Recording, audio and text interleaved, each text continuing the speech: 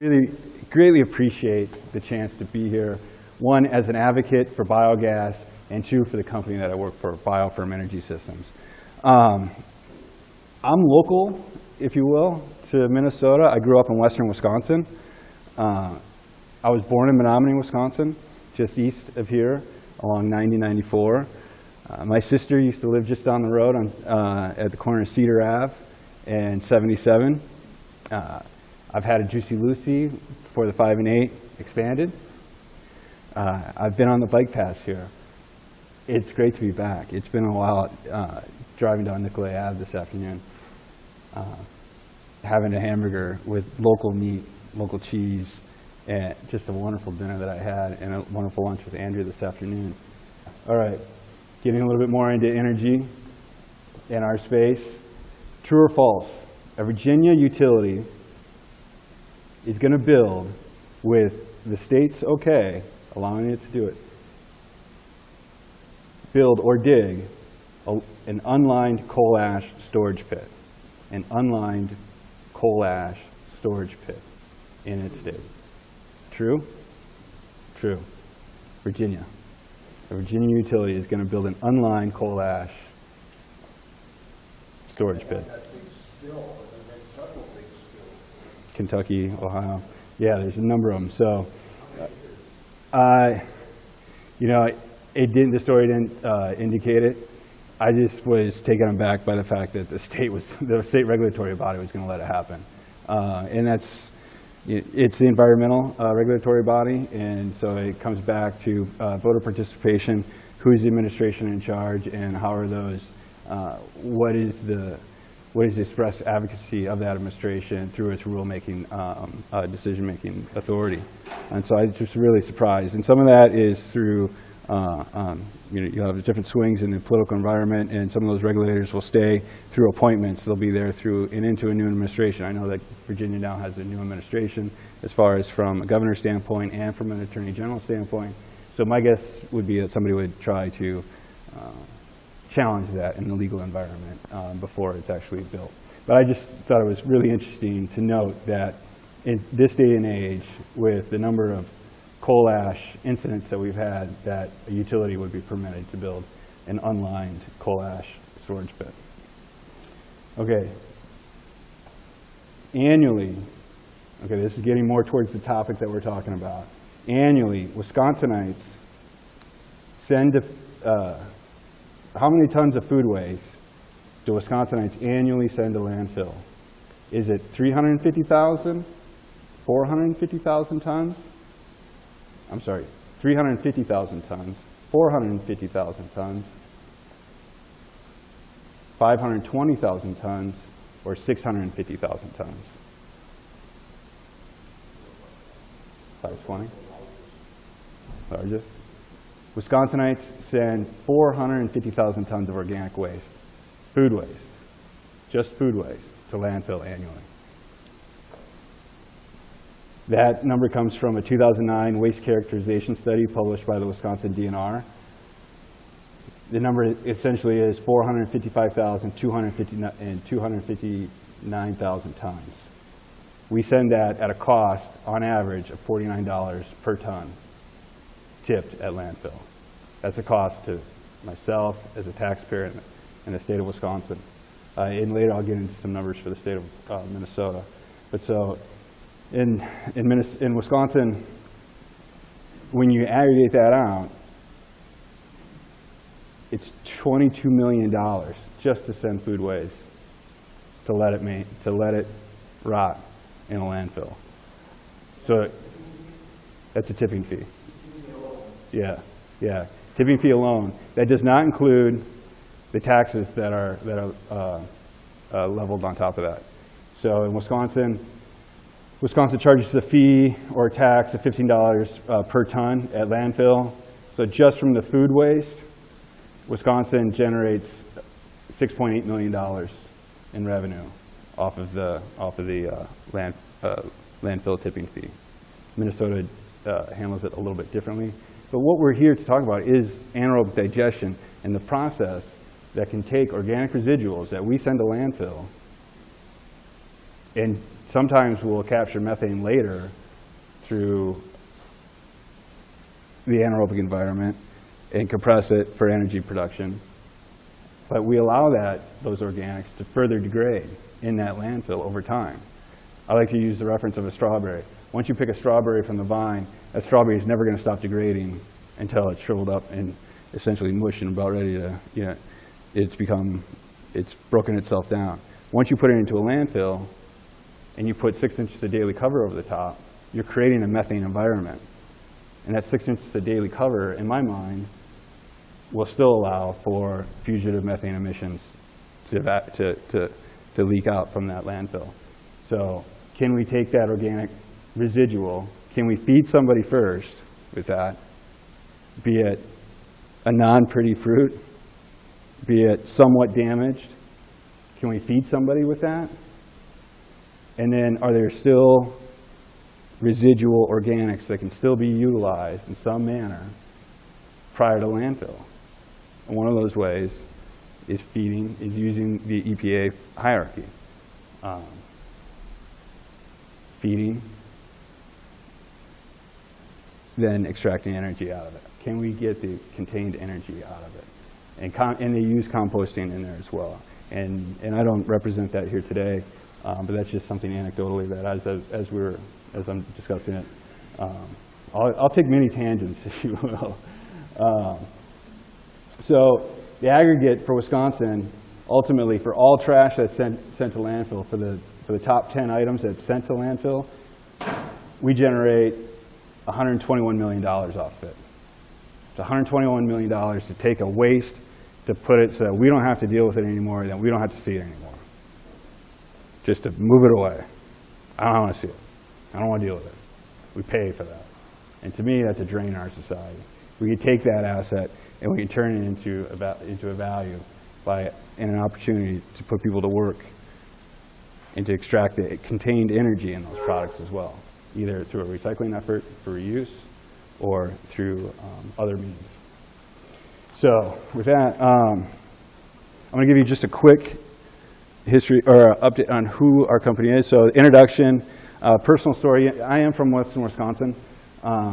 I currently live in Stevens Point with my wife and 2 children. We previously lived in Madison, Wisconsin for 15 years. Prior to that, we were out on the West Coast in Portland, Oregon. I'm a graduate of University of Wisconsin Stout, Menominee, my hometown. I was born in Menominee in 1974. I came back in 1988. Ended up ultimately staying there for college. Spent 6 years getting my bachelor's degree. So I'm a policy wonk. I worked in the Wisconsin State Legislature for a while. I started to learn about renewable energy there. My high school partner, she grew up on a farm. Her dad's 2 brothers, they were incorporated. The farms from tip to tip were all within a mile of one another. I started to learn about energy from working around Department of Natural Resources in the topic areas there. I looked and said, well, wait a second, you can take a manure and you can put it into this thing, a tank that doesn't allow air in it, and it's going to create a gas, and we can use that gas for energy. Well, could we take, and I drew this out on a yellow pad of paper at my desk and saying, well, how can we do this? And this is all centered around an opportunity that a group a group called the Kickapoo Valley Reserve was working to get renewable energy at their education facility. And the state engineers were saying, no, that renewable energy isn't workable, being geothermal. And we had a high school in Green Bay that implemented geothermal in their field house. And we got engineers for the state saying, no, we can't do that. Well, wait a second here. How can we get this? So we worked and we advocated for this group and ultimately brought a coalition from the utilities, Dairyland Power, Wisconsin Electrical Cooperatives, people where it was against their interest to put in renewable energy, advocated for this group to put in renewable energy. The state engineers were advocating for propane, and Kickapoo Valley said, hey, wait a second, we're a reserve, we're an education unit, we're in the driftless area. This would be a good thing to have.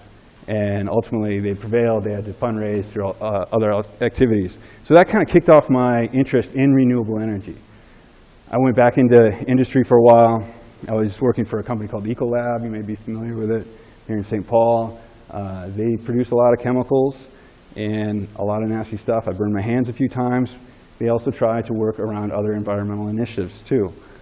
And so there's two dichotomies there. One, you're using petroleum resources to create a chemical for a cleaning substance versus some other environmental benefits that they were using around packaging. And I remembered that there's an opportunity there. They were using some bio-based items around packaging so that you could degrade the package in the vessel. So they were minimizing. They were trying to create greater efficiencies for the customers.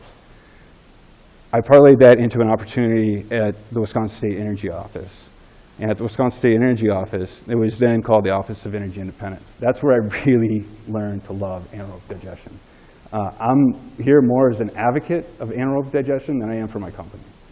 I really, with a great passion, see it as an opportunity for us to be able to create jobs, use these substrates to create a renewable energy, and to spend money locally. Municipalities continue to spend money on infrastructure. How can we take those infrastructure dollars to help improve the community, to make it a more sustainable community?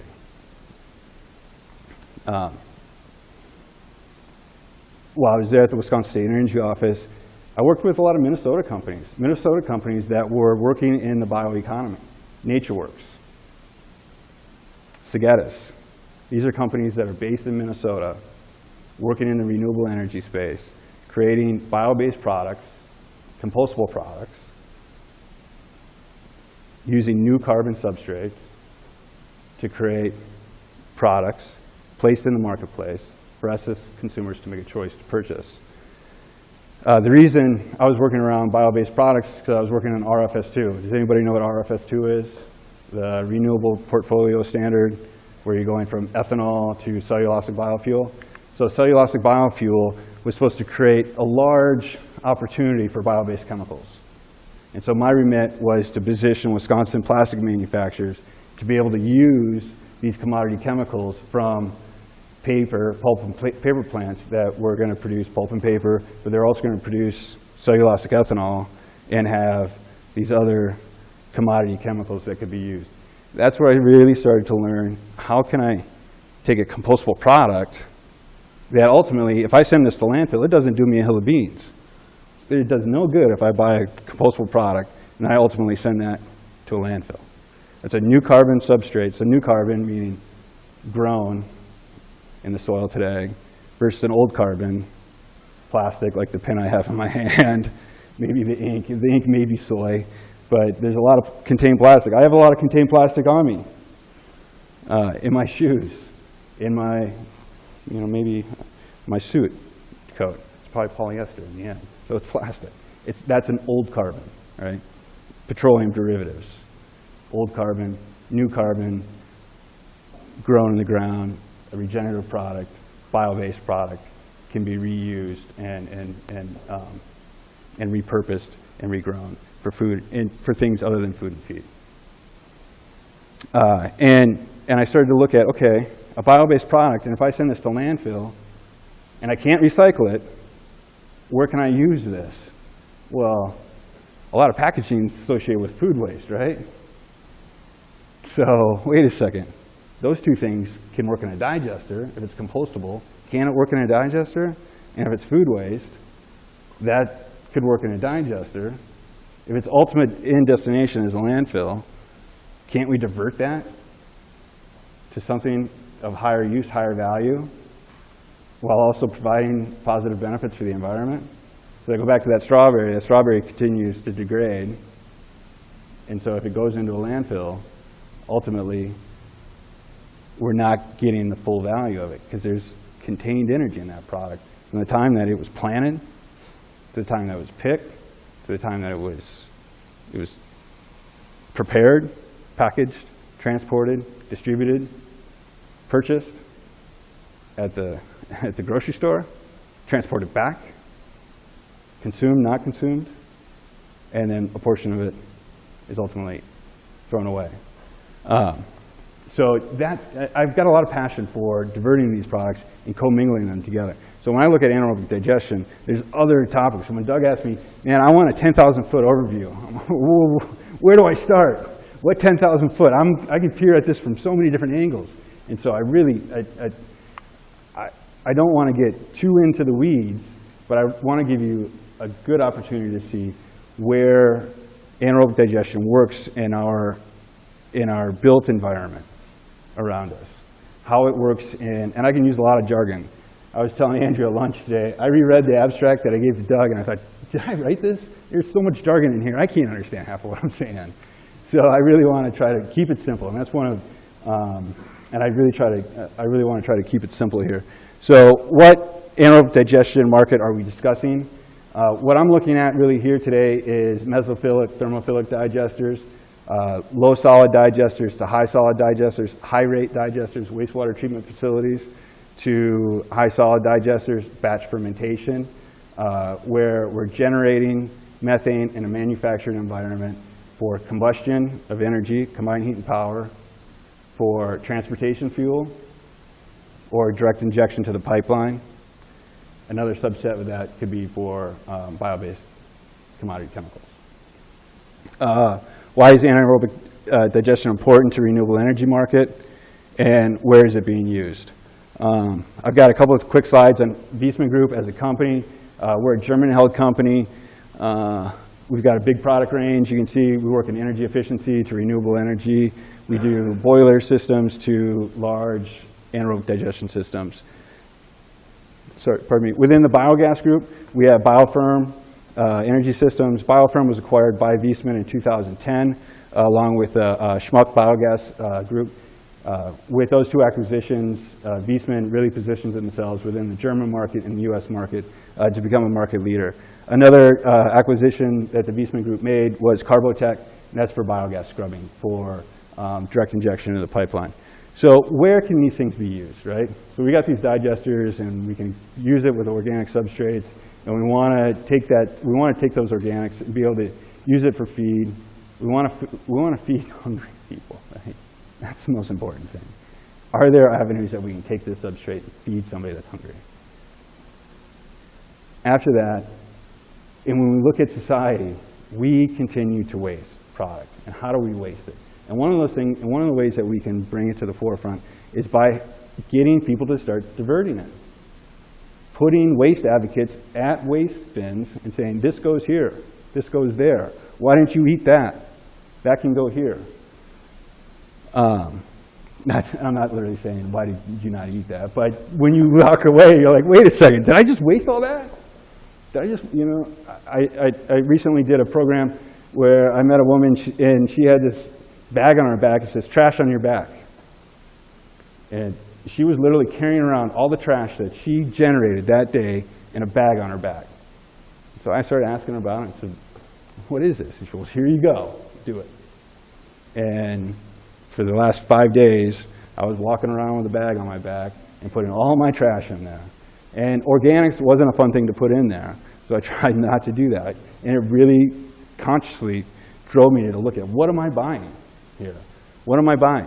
And so when we look at it, I mean, these digesters work at agricultural facilities, municipalities, industrial complexes, and campuses. These are all areas where we're generating a large amount of waste that we're not fully utilizing. Here's the biogas geek in me today. So, okay, what's some news stories that I can present to this group? Here, we're looking at folks that just said, okay, if we take this sludge from a wastewater treatment facility, and we know there's stuff in here that can be bad if we put it into the food environment, because it's got pharmaceuticals in it, right? It's got pathogens. And what happens with biosolids? Anybody, do we know what happens with biosolids from a wastewater treatment plant? A lot of times they get land applied.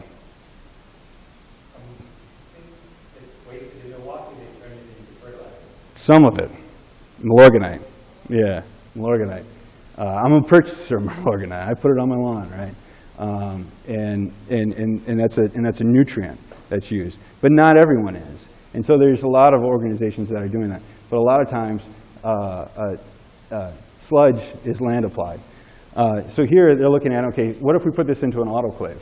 What happens to it if we put it in an autoclave? You're going to heat the material up to a high temperature for a specific amount of time. So you're going to transform that substrate that you put in there to some extent. And then they put it through a BMP, a biological methane potential test. And they found out, oh, wait, if we put this into a heat treatment, and we're going to minimize the pathogens that are in here, and we take it out, and then we put it into a digester, we can double the methane potential. We can create more energy out of it. So that was kind of cool. But that's early stage. That's something new. But when you look at, when we talk about the benefits, and I'll come back to this, when we talk about the benefits of biogas and where we can use it, you'll see why doubling the amount of methane that we can produce from one substrate becomes more important. Quick question on autoclave. Is that heated in the presence of water, and what is the reaction going on? Is it just to... So autoclaving, sometimes you'll put it in there to burn off all the organic items just to get to the inorganics. Yeah, so you're heating it. So when you put it into autoclave, you're heating it to a certain temperature for a certain amount of time. So it's time and temperature. I forget, I just saw that one this morning. I just added it to the presentation.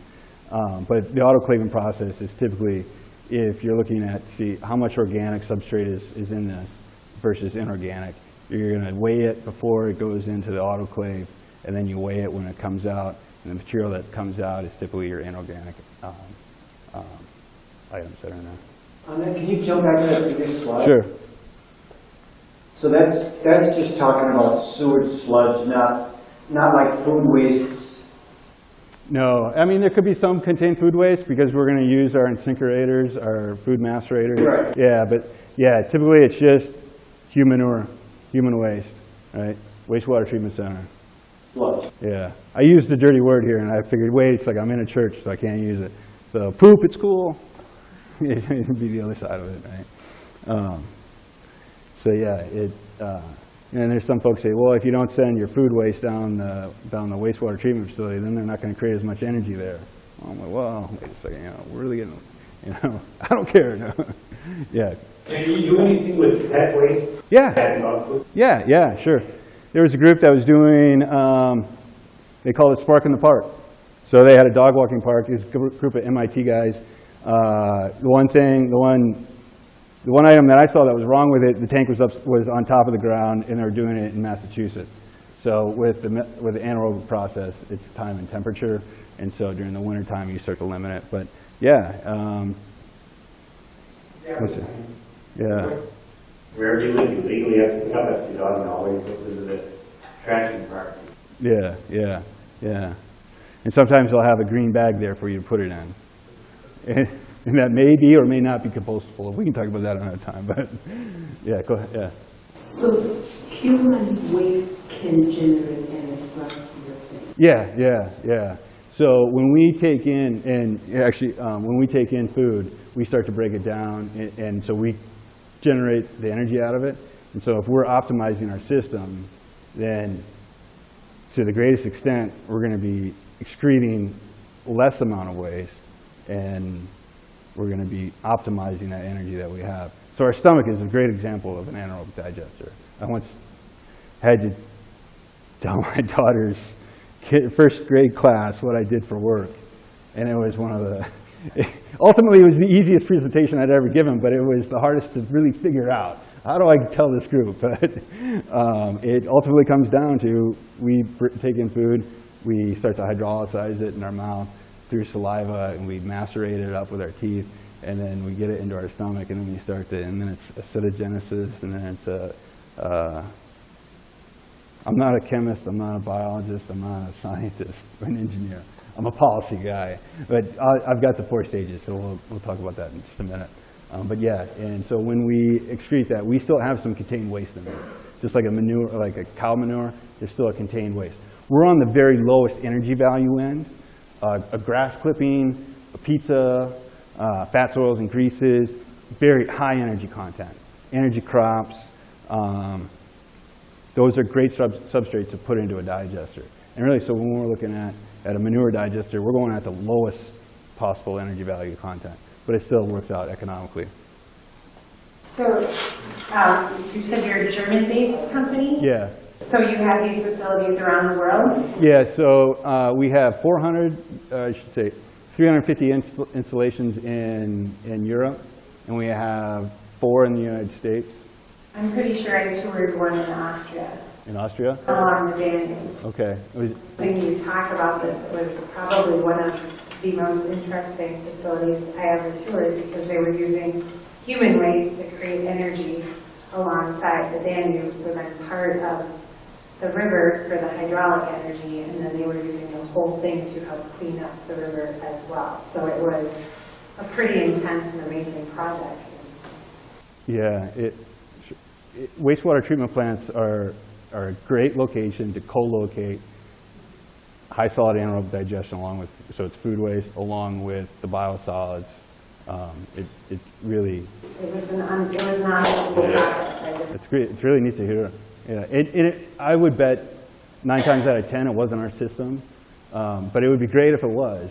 There's a lot of competition in Europe, and the Germans, when Fukushima happened and Putin was kind of tightening, he had his hand on that gas lever and said, well, what do you guys, I've got a political tool here that's not just, military tools, and that was shutting off the gas to Western Europe. And if he shuts that gas off, that's a crisis. And so how do they diversify their energy portfolio? And one of the ways the Germans decided was to put a large investment behind anaerobic digestion to diversify their energy portfolio and to look at nuclear to say, do we want to stay in nuclear? Do we want to continue down this path with nuclear energy? And the Germans ultimately decided that it was in their best interest to start decommissioning plants and to put state resources behind renewable energy. And so it wasn't just anaerobic. Germans got a lot of solar, wind. They went after it strong, and they put teeth behind their policies. My understanding that Austria and Hungary voted against nuclear energy as resources too, at least at that time when I was there visiting and learning about different energy processes. Yeah, it was for them to ultimately, like the Germans, to start decommissioning those nuclear plants and diversify it. So, another example, this one, our company, we just happen to have a great announcement. We're putting a new digester into Edmonton, Alberta. They're going to divert 40,000 tons of organic waste within the municipality to generate 1 megawatt of energy. They anticipate minimizing 42,000 tons of CO2 emitted into the atmosphere. That's an exciting one for us. So that was just announced yesterday. Here's a cheese plant in the UK. Cheese whey waste. The effluent from a cheese plant has high energy value. Some cheese plants have diversified their product portfolio to grab the proteins that are in that whey and to be able to use that as a food source, say in Asia or in the Middle East, Africa, where we're seeing, and in the United States, in North America, where we're seeing a larger demand for proteins. So there's a cost benefit there that a cheese plant or dairy plant has to look at. How do we want to utilize this waste stream? In Wisconsin, we got a lot of dairies. There's a lot of fleets, trucking fleets that are associated with that, a lot of transportation fuel that's being utilized, so they can diversify their energy portfolio from a transportation fuel or from an electrical generation, as well as heat. Is there a better way to use generated methane than combustion? I know we had a Havenshire farm experiment. Yeah. There's combined heat and power, and I'll get into this in a little bit, but there's a number of different. Most would say right now that transportation is your best bet with generating the methane. Generating a compressed natural gas, so taking the methane, scrubbing it, compressing it to CNG standards, and using it as a transportation is the best use. One, because there's some government policies behind behind a REN, a renewable identification number, and that can be traded on a commodity level, and the RENs there's a market for that.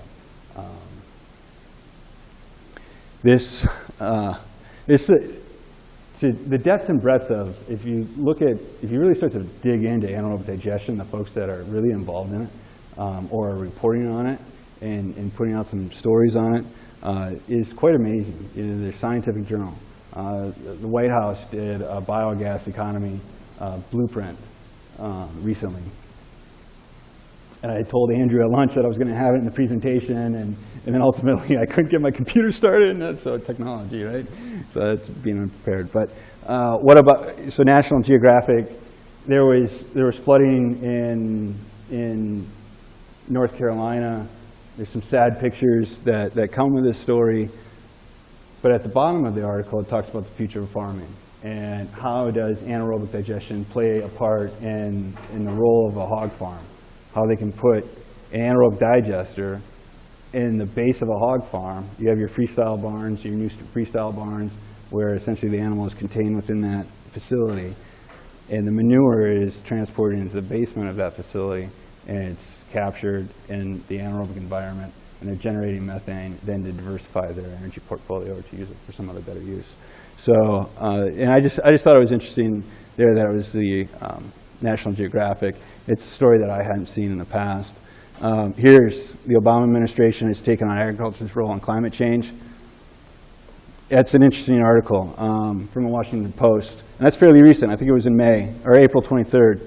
And the Obama administration put out their biogas opportunity roadmap in September of 2014. It's really a pretty neat document if you're a biogas geek like me.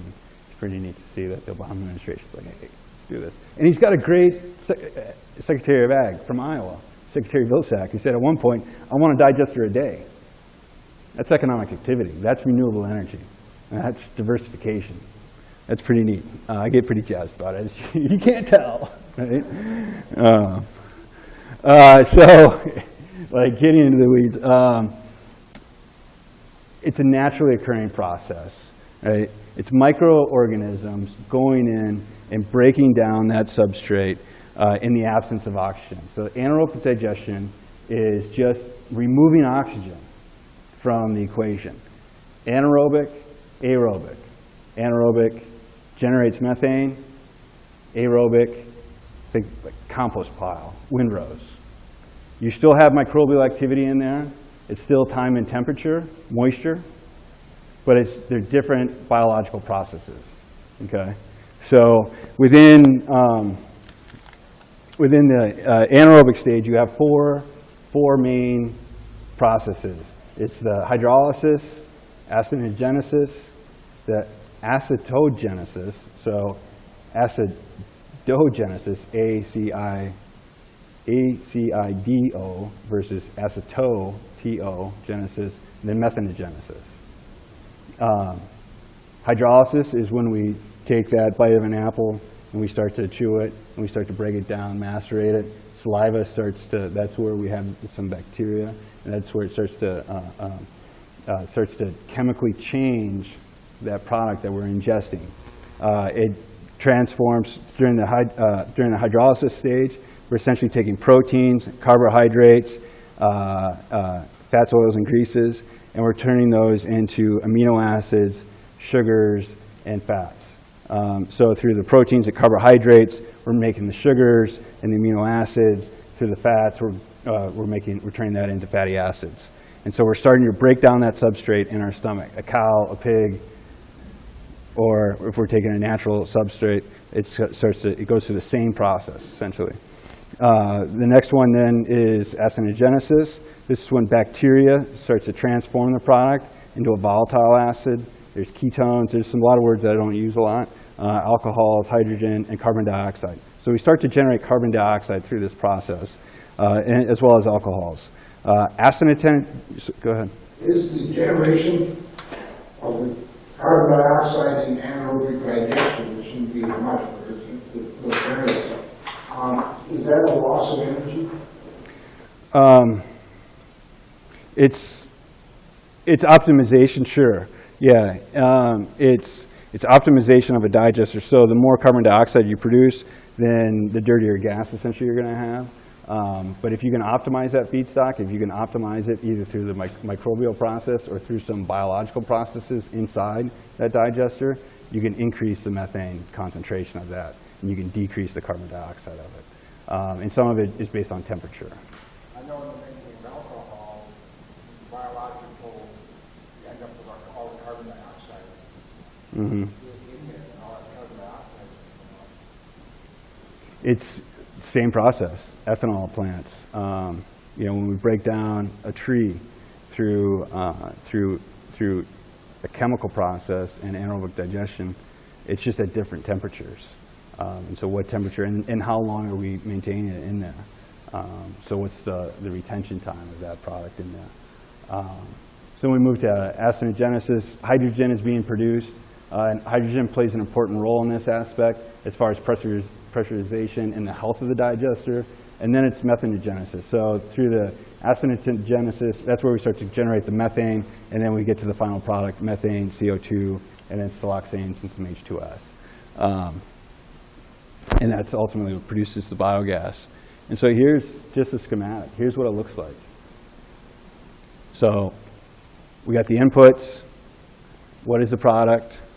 What's the organic material? What's the substrate?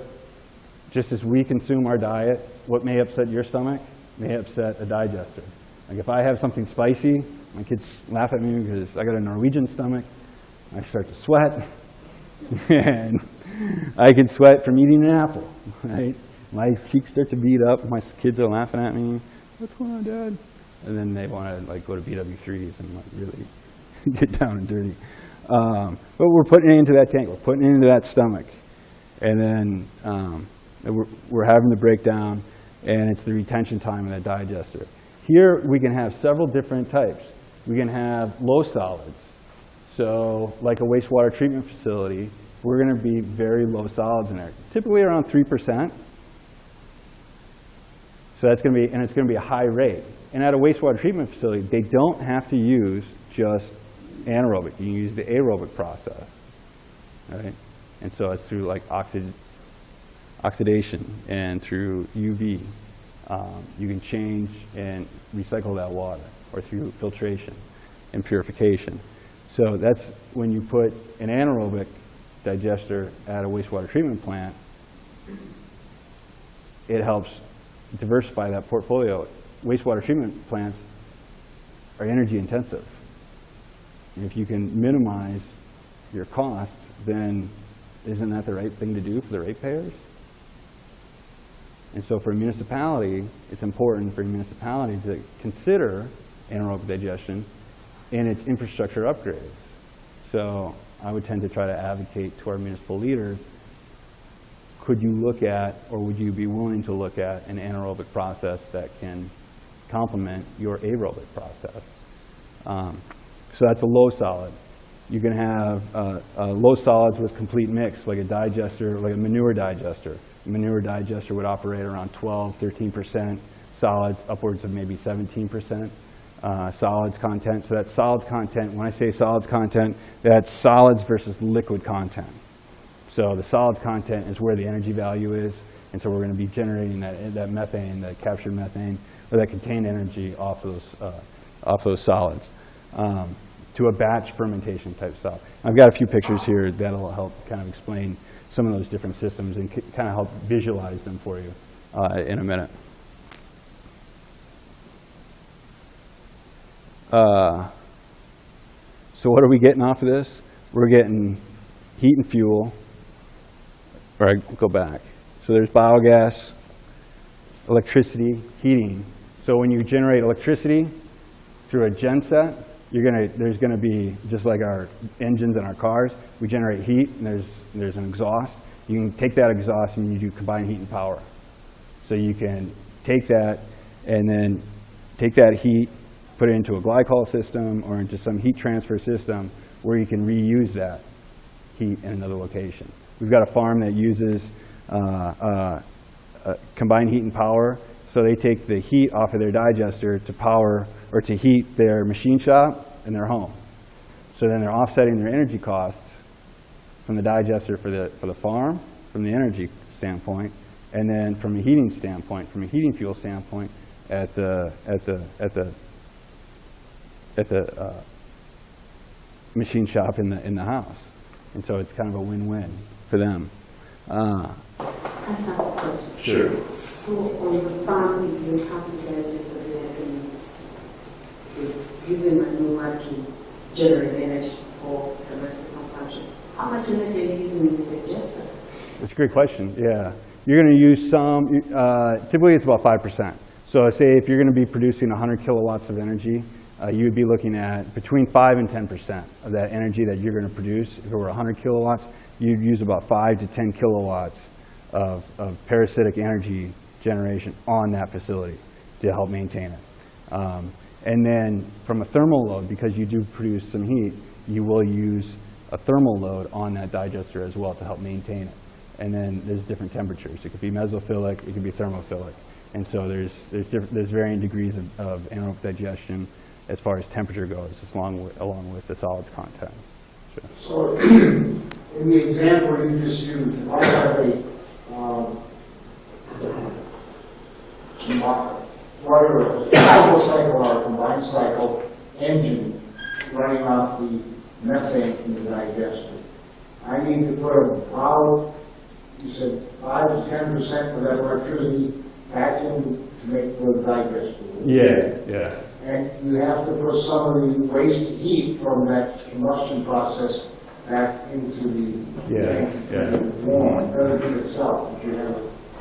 Yeah, during the winter time, you're going to use more of your thermal load to continue to heat that digester. But a lot of times you're going to off-gas your heat, or it's going to be at a loss, because in the summertime you're going to need that high heat. Or where can you use it? If it's in a municipal, or it's in a industrial setting, you're going to use it in a food processor, either to preheat water, for boiling, or you can use it, or to preheat oil in a chip factory. So there's a number of different engineering questions that you can try to answer, and uses that you can try to answer as you're putting a project together. Is your product typically a combination of a digestion tank and an engine that generates electrical power? Yeah, it's what the customer wants. If they want transportation fuel, we'll give them transportation fuel. If they want commodity chemicals, they'll bring a process then that after they get the methane, they'll get the commodity chemicals. If they want generation, we'll partner with a genset manufacturer to bring that genset there. So be it Jenenbacher, GE, we partnered with 2G in the past. 2G is a German company. So there's a number of genset manufacturers, but we'll work with our clients and our customers. And typically you'll see that in the industry. There's a number of, I don't want to just say it's us that's here, right? There's a lot of different styles of digesters here that we can get to, and a lot of different uses of that gas. People are making polymers, plastics off it. They're using aromatics. They can use it for nutraceuticals. I'm working with a guy, he doesn't want to use the CO, he's not interested in the methane for energy generation. He's interested in the CO2 from the energy generation for other purposes. So it's fitting that system to his need. What's the need?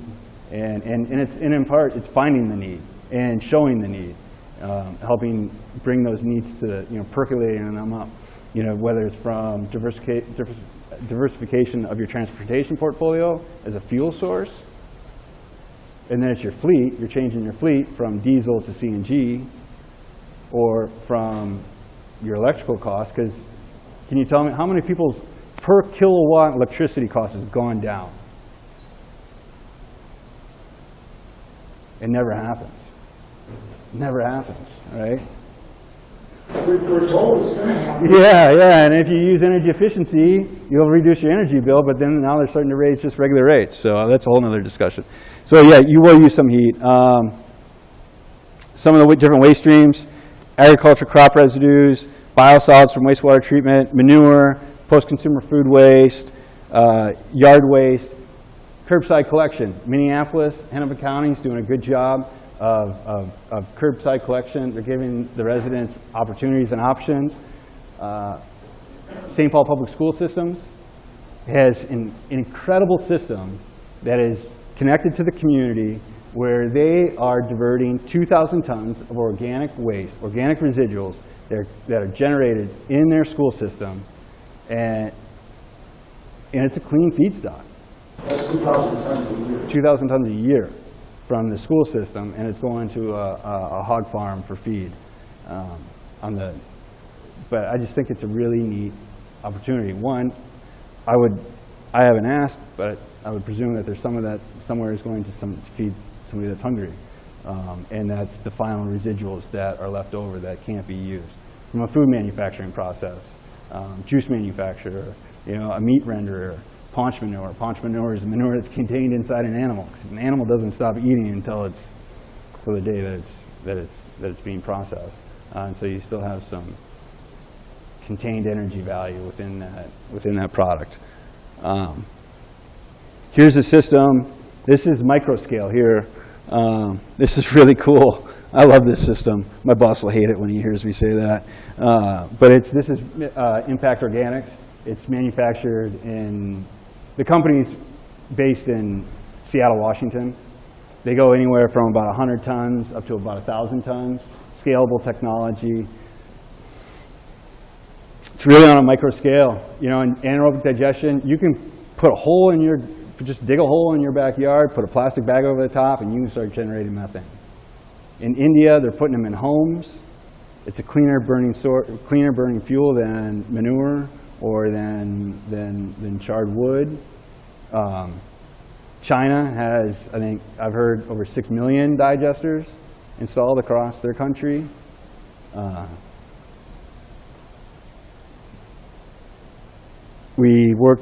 I remember giving a tour to a group of individuals from Kenya, and the guy made a digester out of PET bottles. It was the coolest thing. It was the community latrine, community bathroom, and he took what resources he had available. It's really just saying, what resources do we have, and what resources are we generating, and how can we use them? Costa Rica, South America, Mexico. There's a number of different systems. I know a guy in Farmington, Minnesota. He works in Wisconsin. I won't say where he works, but I know that he's got a farm in Farmington, Minnesota, and he just said, I just dug the hole, and I put a bag on the top. Forget regulation. They're not coming on my farm. I'm generating methane. And he's got animals there, so he puts the animal manure in, he puts his own manure in, and then whatever residuals he has from his farming practices goes in there. Now, you can do it with just with a high-density polyethylene container box. There's just Google anaerobic digestion, do it yourself. You'll get a ton of videos on YouTube on how to build your own digester. I found a really neat one on how to make an air conditioner. I thought it was pretty cool just by putting ice into a refrigerator or freezing it and then using a Home Depot bucket and a fan. And it creates a little AC unit. I thought it was pretty neat. Here's a brewery in Devil's Canyon Brewery in California, where they're taking the effluent from the brewing process and brewer's grains, and then you put it through a digester. I'm looking at the clock, so we're really pushing up against time, and I want to be cognizant of that. Dry anaerobic digestion, this is another one of ours. This is high batch fermentation. Biofirm, our company, put the first batch fermentation unit in North America. That's where we process 10,000 tons. And batch owner, So small scale, this is a small portable modular unit. There's many companies that are coming out with this. There's a company from the UK, CAB. They make what's called the muckbuster, go in the back of a restaurant. When I was at the Lowbrow, I asked the guys, are you doing composting here? And they said, no. I said, well, you got enough space back there to put in a muckbuster. And he said, what? Well, but the muckbuster is a tiny little anaerobic digester. It's going to produce a tiny amount of energy, but you're doing it on site. You're doing it on site. You're producing it on site. You're not transporting that material, and you're using it for your own value. And so it's scalable. It's scalable from small scale to large scale. Here's a schematic of batch fermentation. Here, you see where that front end loader there is pushing material into a garage type facility. They're just taking food waste. That's a high solid material. You're aggregating it. You're pushing it in. And then you close the doors. 28 days later, you open it up. You take out half of the material. You put in more fresh organic residuals, and it essentially works through gravity. Moisture in that contained material drains down, gets plumbed back on top, sprayed down, and that's what generates your microbial activity. So you're generating microbial activity through the percolate, which contains methane. You generate methane there. Complete mix. This is like an on-farm digester. A lot of times you'll see tanks. When you're in Germany, you may have seen one. And when you go by a wastewater treatment facility that is using anaerobic, you'll see it have a dome on top. Typically, that's it. That's what a system will look like. There's two other systems there. Wastewater treatment facility, where we're combining high solids with low solids. High solids, food substrates, going through one of these oikolinos. That's a high solid, go up to about 20% TVS. And then What's that MW? it's megawatts. Yeah. So this is a control one. Yeah. WM. Oh, yeah. Yeah. So that's it. Yeah. You were going through everything from the big guys to, you were mentioning the small guys there. Is there a threshold where you really start dealing with the air emissions, like sulfur and nitrogen compounds that are coming off this, or some of those more ancillary things? Yeah. So there's, depending on what feedstock's going in, and the mixture of that feedstock is going to determine the biogas quality. And so we kind of talked about it a little bit earlier. So the biogas quality. So you really want to try to optimize that system. And so when you're, when you put a hole in the ground and you put a bag over the top, you may not know how you're optimizing it, but over time you're going to start to learn what substrates you're putting in there and what you're getting back out. From an air emission standpoint, it being an organic item going in there, and what air permitting that we have to go through, because any of these systems have to go through, based on threshold of size, has to go through air permitting through your state regulatory body, and you're regulated just as any other facility is then. We haven't missed, and we don't see very many facilities miss permitting or have a violation. So it comes down to the operating system that you have and the viability of that operating system. We guarantee our energy generation and we guarantee our systems, so that falls on us as a manufacturer of these and a provider of these systems. So, and the last thing we want to do is produce a negative air emission that's going to be bad for the environment. We see it as carbon sequestration, as being able to take a renewable energy source, a renewable item, and being able to use it now, today, versus going to a landfill and producing methane that can add fugitive methane emissions to the air from a landfill. I'm not going to get into the numbers, but anybody can Google what a landfill puts off before it's sealed. Because a landfill isn't sealed every day. It gets daily cover. And it may not get daily cover every day, but you put a certain amount of dirt on top of that landfill, and you're creating an anaerobic environment once you put that dirt on top. And so then any methane that's going to be generated in there has an opportunity to mitigate itself outside of that, and then it becomes fugitive methane emissions. And I would suggest that a methane, I think what science does, that methane's much worse on our atmosphere than carbon dioxide in the near term. I want to comment just on this. There's a little town called St. Nicholas. It's not too far from Cold Spring or Eden Valley. There was a farmer there who was having a pig raising pigs in the barn.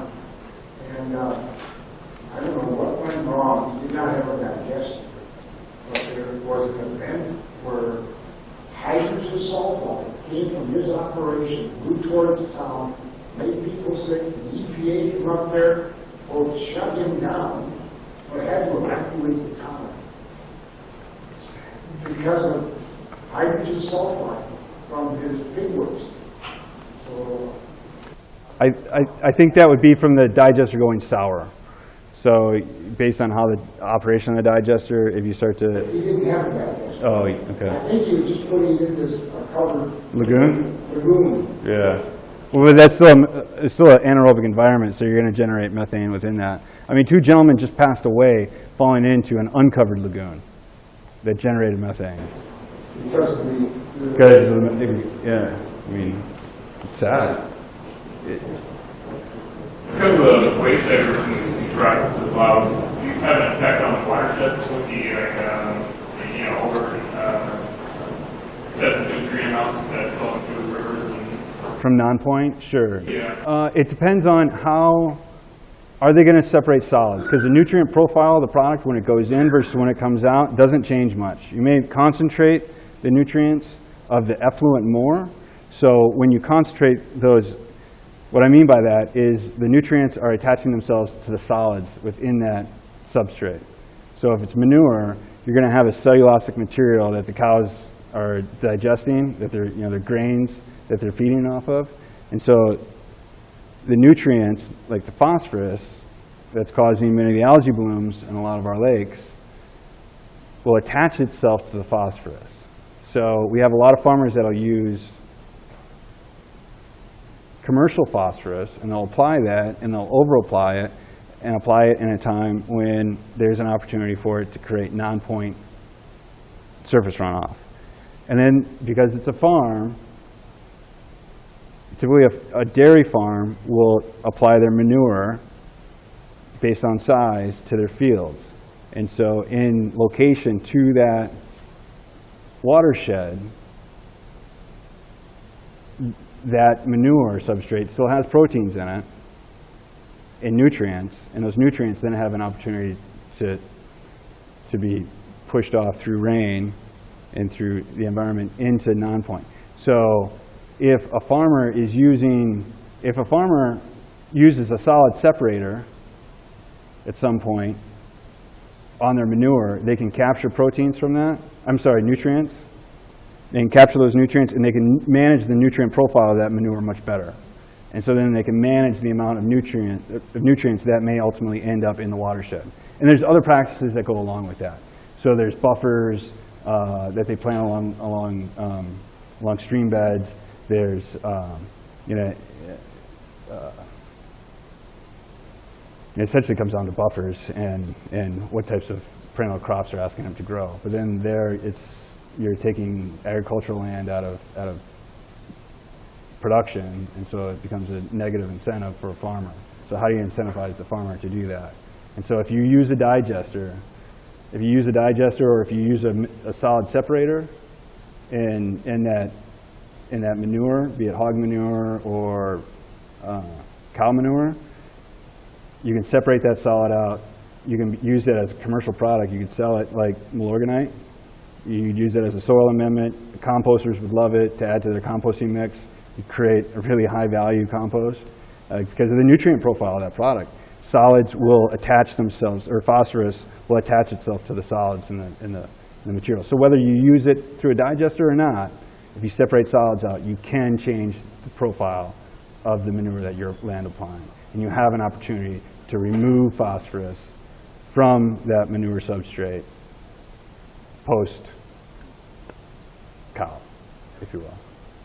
If it goes through the digester, you're just tweaking that profile a little bit, but not substantially. Some may say you concentrate the nutrients a little bit more. Thank you very much. It sounded basically programmed to encourage farmers to be digesters.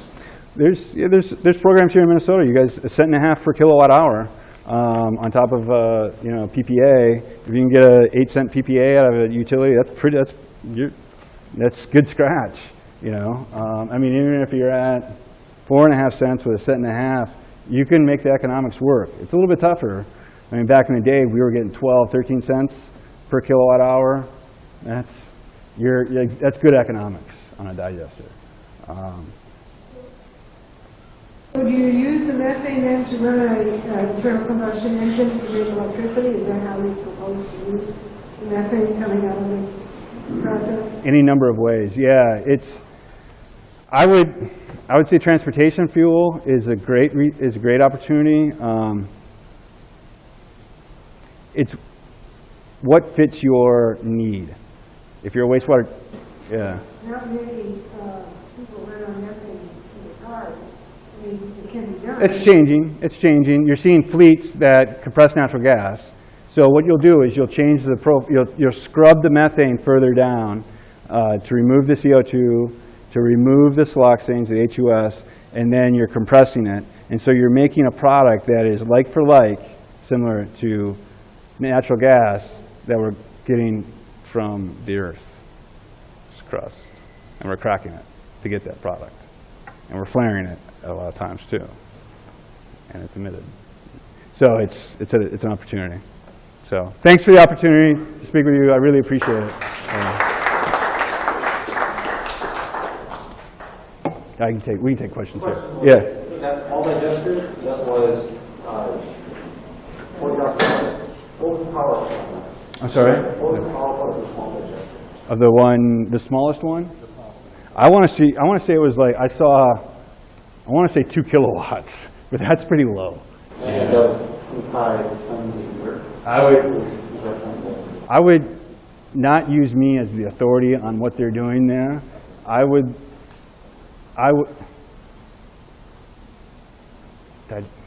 Impact Organics was the name of the company. They had well-defined numbers, and many of us have profiles, case studies. Our company, BioFirm, we have PDFs that says case studies and tells you the economics of a system where somebody paid $1.2 million for a system and they're getting 63 kWs off it, or $7 million at an 8,500 head cattle farm. So, right on. Thanks.